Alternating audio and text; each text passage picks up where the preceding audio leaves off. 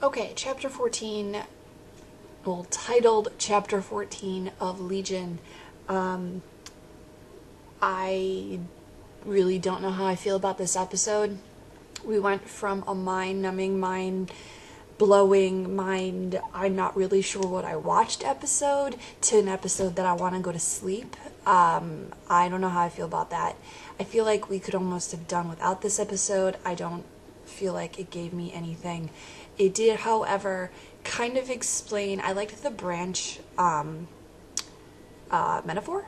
Analogy? But of course you don't get it right away. You get it among like half of the episode where you're like, what am I watching? What is this? That it's, you could be here, you could be over there, you could be doing this, you could like, okay, and then it branches. Okay, that's cool. I get that. That's awesome. However, this really didn't, in my mind, I really could have done without this episode. Or expanded more upon not so much the silence than the actual plot. You do see Girl Carrie show up and kill David in one branch. And you also see officers shoot him and kill him in another branch. And then you also see the branch that we know, which is the one where his sister takes him to Clockworks. And he goes to Clockworks, and that's it. You don't necessarily see anything else. You do see Sid once, you see the Shadow King a lot, and then you see the new Shadow King. You see the Blob Shadow King, which, okay, fine, that's cool. They probably reused a bunch of footage. But then you see the new Shadow King, and you're like, wait, is this really happening? Like, that's the part that I'm like, okay, this is a filler. However, we are seeing stuff that is more recent. And I'm using a lot of air quotes because I don't know, I don't really understand what I watched. But in the most, like, confusing that I could have done without this kind of way.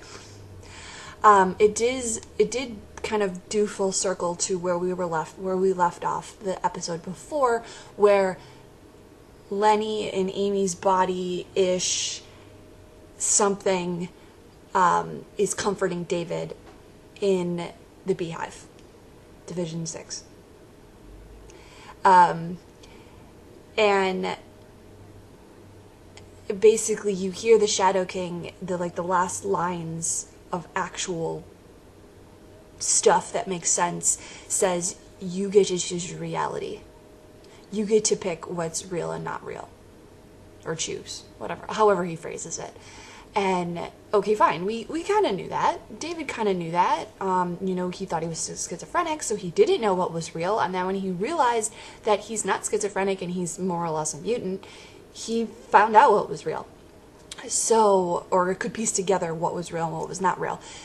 So this entire episode, I really don't have anything relevant to say aside from the fact that not that I could have done any better, let's be real. I'm definitely off for filler episodes. I've done a fair share of them in my web series that I made. But this one was just, I feel like it could have been a little bit more. Like, we get confused in the beginning, and then as it kind of goes on, then we understand. Like, it's not like, wow, I'm so confused, I don't understand, like the episode before with Lenny being, what is this? Who are you? But the fact that we're like, wait, there's David, and then there's David, and then is this the same time frame? No, I guess it's not. And then there's that, and then there's this one. And it was kind of odd, to say the least.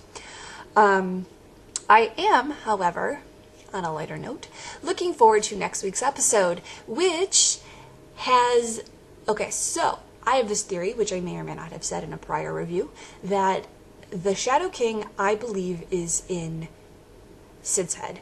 And I'm only saying that because of this next episode. I want to say it was someone's theory that I saw in some commenting about some post somewhere, Instagram or whatever, that the Shadow King is manipulating Sid to get what he wants. Sid's future self to get what he wants.